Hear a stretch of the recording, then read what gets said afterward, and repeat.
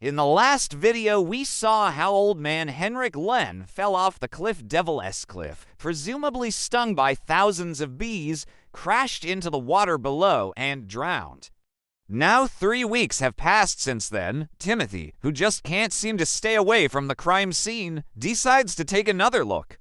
He doesn't find any new clues, but he does find something very strange. There are dead bees lying around, but the hives at the top are completely intact. They haven't been disturbed. This doesn't make any sense. If Mr. Harnack had fallen off the cliff and landed in the water like they all assumed he did, then surely some of the bees would have survived the fall and continued stinging him as he lay there dying on the beach. But it looks like all the bees have already been dead for quite a while now. Harding joins Timothy at the scene and asks what the state of the hives is. Timothy tells him that they're fine. No, this isn't right, says Harding. It's to clean, to thaw out. Someone has been here before us, someone who has collected the bees and thrown them next to the body. Who would do such a thing, and why? There are 2 things, says Timothy. First, whoever did this only had a short window to work in. Why? Because the tide was coming in.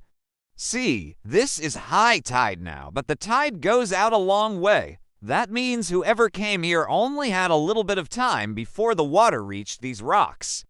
And whoever did this knew the tide times. They knew exactly when they would be able to come back here and get rid of the evidence. That means it was someone who frequented the beach. Someone who knew the area well, someone who knows the tide timetable. But that's not all. Whoever did this also knew that the old man had been stung by bees. Why would they know that? Well, because they did the same thing to him. They put him in the exact same position, waited for the exact same tide, and then threw the bees next to his body. They wanted everyone to think that he died the same way they did. Who would go through all this trouble? And why? Who had a motive? Who wanted the old man dead? Was it the woman he was seeing? The ex-wife who was after his money? Or maybe one of his sons, jealous that their father was going to leave most of his fortune to charity? Harding thinks about all the possible suspects and the motives they could have had, but it wasn't until he got home that night that he found the answer he was looking for. He looked up the tide timetable for that day, pulled out his pen, and made a circle around the time of high tide. Then he checked the tide timetable for the day the old man went missing.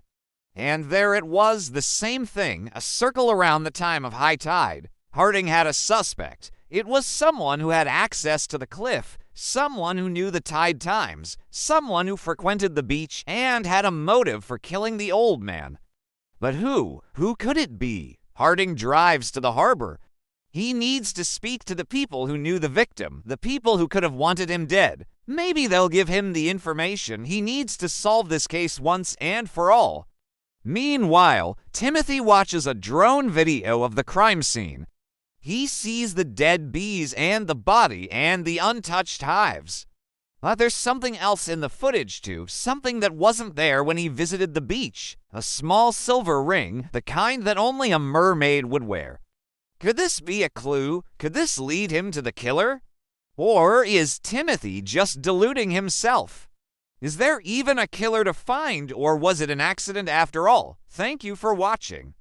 Please subscribe if you haven't yet so you don't miss the next episode. See you next time.